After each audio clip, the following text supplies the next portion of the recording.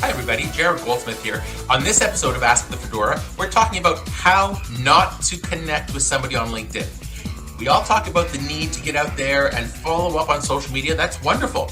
But if you haven't met somebody in person yet, and you're just sending out random notes on LinkedIn, and as somebody connects with you, maybe without even knowing you yet, don't start sending them, you have to hire us, we're so great, here's our price list, we're the best, you have to hire us. Because after 2 or 3 times of just one-sided messages, I'll delete somebody because you're not developing a rapport. You don't connect on LinkedIn just to sell.